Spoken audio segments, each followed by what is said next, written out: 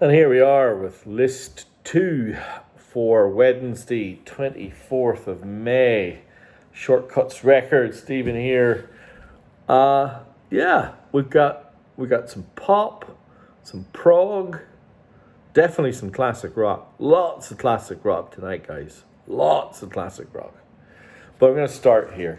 Now, this was one of the first, it may even be the first, I don't know, in the first few Japanese records I ever heard. It was this, the Japanese first press of Michael Jackson's Thriller. A bunch of these came in my latest box. For those of you who haven't heard the Japanese pressing, it's great. It's got obi, it's got magazines, it's got posters, multiple posters. I have no idea why you need to see Michael with a tiger, but apparently you do. It's got his little quirky drawings. He made these himself. All this kind of business. Sounds fabulous. Yeah. Perfect condition. Great record. 1985. Biggest selling record ever. Apparently. Anyway, if you haven't, fill your boots. I got a few of them. All right. Now, some really interesting ones. What about this? Smiley Smile, the Beach Boys. I think it's 1967? After Pet Sounds and, Brian Wilson now being renowned as a genius, but really tough process putting this record together. Initially, of course, it was meant to be Smile. This record became kind of a more accessible kind of, let's just get something out there, called it Smiley Smile. The Smile sessions all followed later. The lead-off single being Heroes and Villains, which was somewhat of a flop, even though I think it made the top 10 in the UK. It wasn't highly regarded. I defy you now to listen to Hero and Villains and not think it's one of the best songs they ever did. This is an odd record. It's lo-fi. It's ambient. It isn't studio trickery. It's detuned pianos and chanting and acoustic strumming and just... It's got its own little cult following now because it's a lot of those lo-fi kind of garage bands of the 80s were very much influenced by Smiley Smile. And for that reason, it's one of my personal favourite Beach Boys records. It's kind of hard to believe it is the Beach Boys. There you go. All right, Electric Light Orchestra, Time.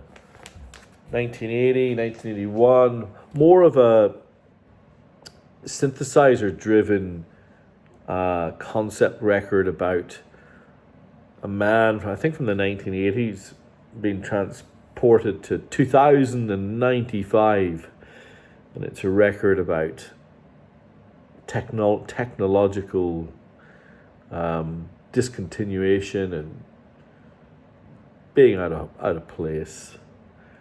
So therefore, quite a deep record.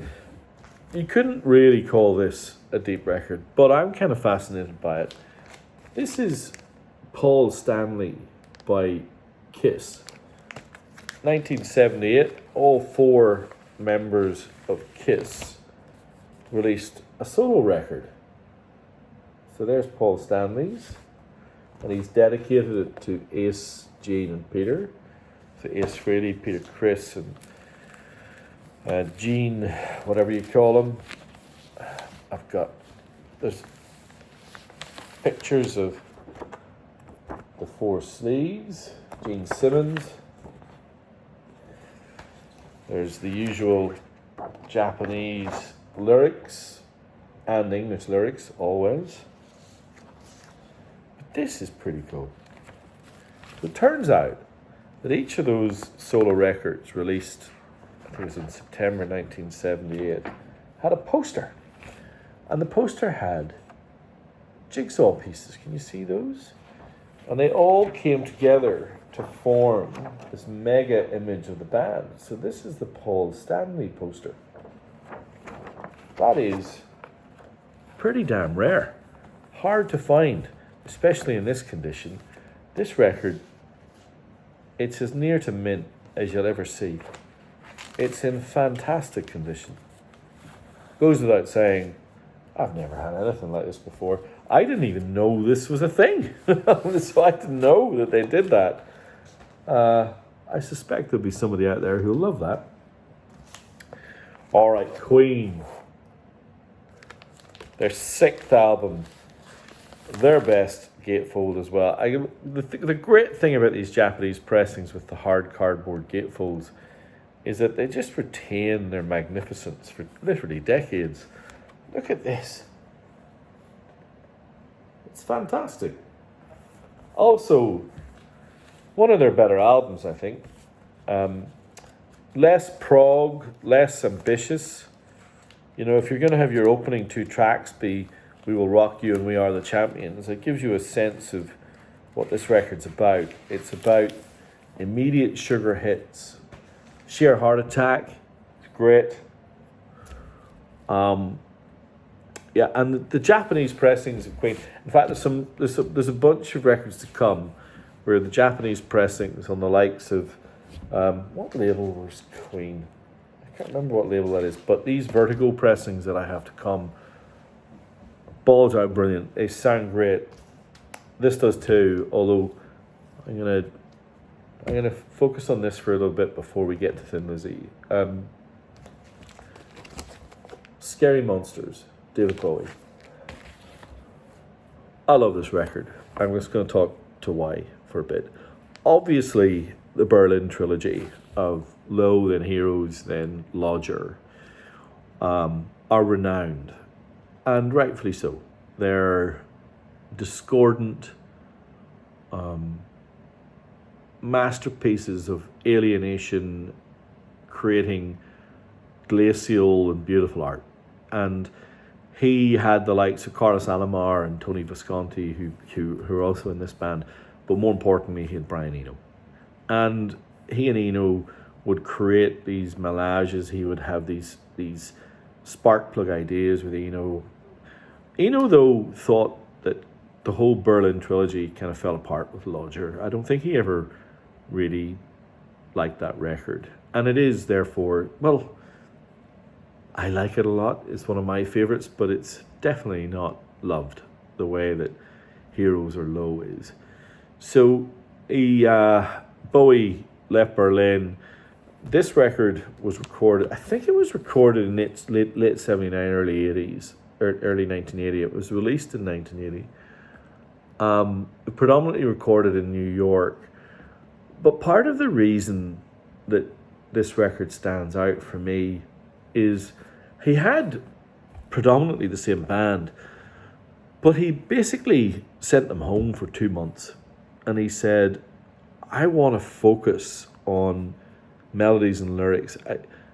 I'm moving away somewhat from the Eno-esque methods that Eno then described memorably later with his cards and his ways of sparking ideas out of mishmashes of information.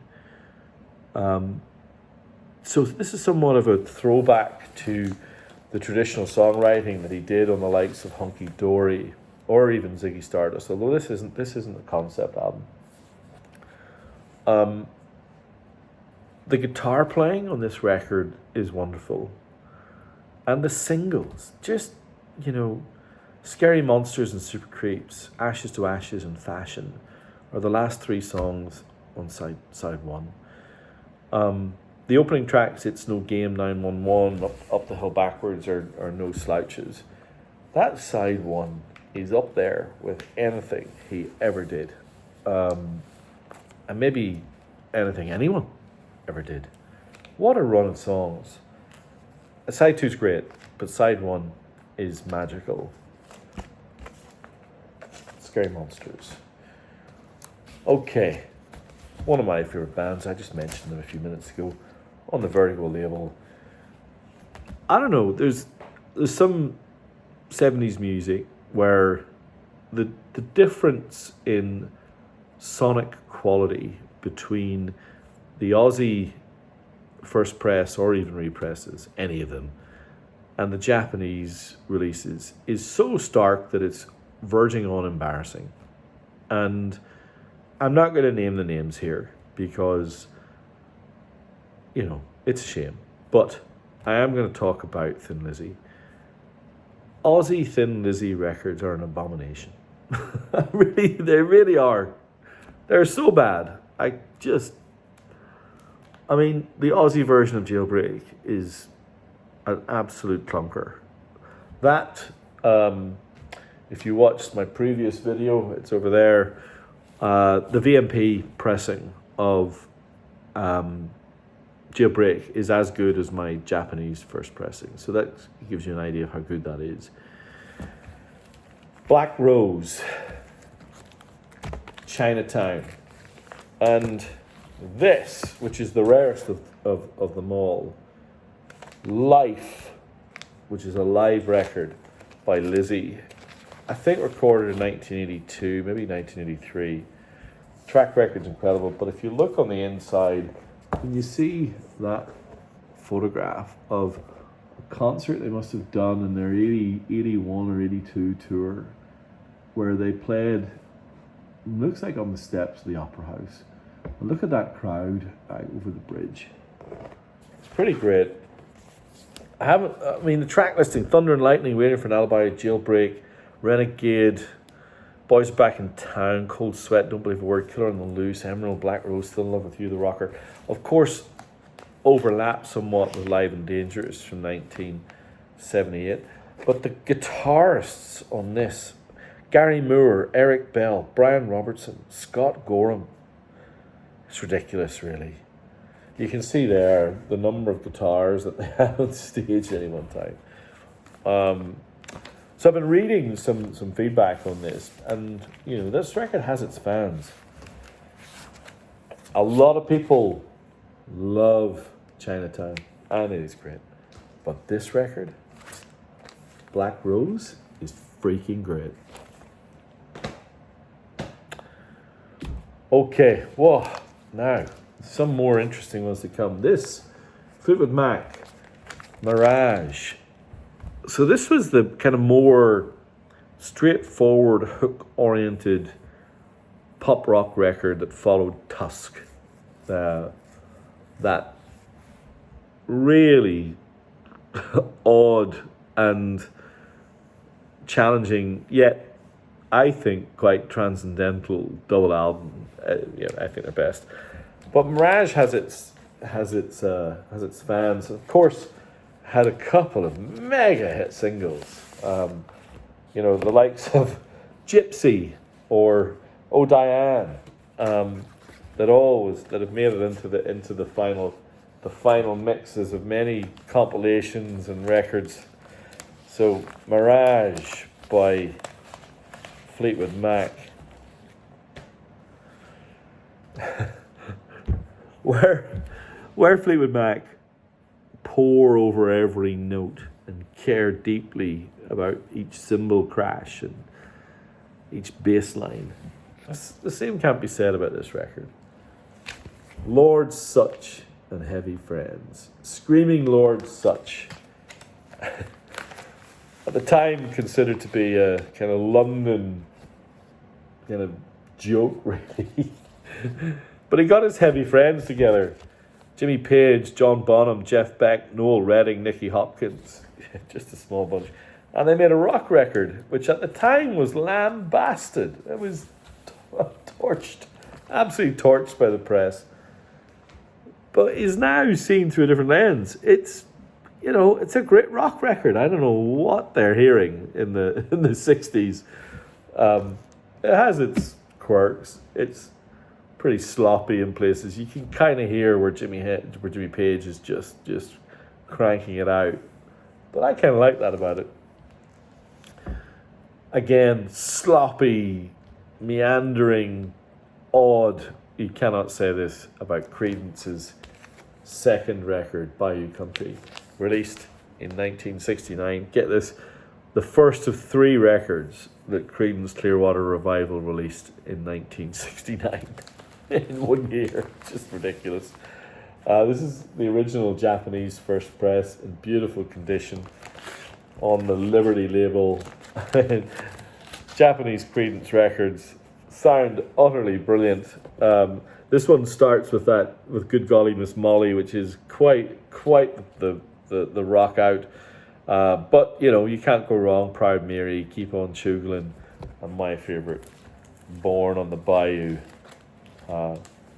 Lovely record, great band, very famous. This band, equally good, nowhere near as famous. More blues oriented than hard rock. This, of course, is Spooky Tooth. This is Spooky Tooth 2, reckoned by many to be their best. But if you don't fancy 2, you can always get the best of Spooky Tooth, which is quite rare. Great singing, riff-driven, and organ. So you're going to hear some Hammond and things like that in here. I'm going to put 1 or 2 other tunes on this week's playlist. I think you might become a fan. Another band, I've got another twosome before the final record, which I'll talk about. This is Leonard Skinner. Their debut album, pronounced Leonard Skinner, and their third album, Nothing Fancy. This one's really, really hard to find. And it's also fantastic. But this is the one that people want. You go on the blogosphere, look at this, you will hear people raving about how incredible Leonard Skinner's debut album sounds on the Japanese first press. Of course, this is the record that's got Simple Man, Free Bird. Yeah. Staples of rock radio, I think it's fair to say, forevermore. Again, don't play your Aussie records. If you like Leonard Skinner, treat yourself. You won't regret it.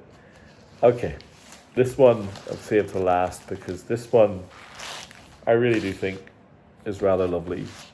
So Todd Rundgren, very much a prodigy, plays everything, sings, writes his own songs, produces punk records, prog records, pop records. He doesn't care. He's done it all. His first, well, I don't know if it was his first band, but he had this band called Runt, and they made an album, I think it was 1970. It was quite well received. And then the second album that he released under, which, to be fair, Runt is pretty much Todd Rundgren playing and singing and writing everything. So, I don't know. Anyway, I do like the circular humour because he is a funny dude. Runt, the Ballad of Todd Rundgren.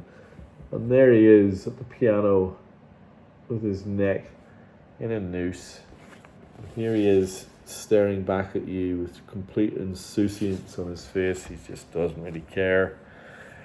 This album is so pretty. It is like a good Paul McCartney solo record, and there aren't many of those. But it's a good one, and it's so melodic. It's funny. You do kind of think that he almost kind of it's almost comical just how talented he is. You can sometimes just shake your head at records like this. A lot of them piano ballads that are really pretty and really accessible. I liked it. Anyway, maybe someone out there might like it. If not, it'll nestle back on my shelf. But there you go. The Ballad of Todd Rundgren. So there you have it. Todd Rundgren, Skinner, Lizzie, Queen, Spooky Tooth, Beach Boys, Michael Jackson. This is clearly the classic rock list. Anything caught your eye, give me a shout. As always, subscribe, comment, all that fun stuff. Hopefully you found something interesting in that little lot, and look forward to seeing you all soon. And 9 p.m. Wednesday is the list. Thanks a lot.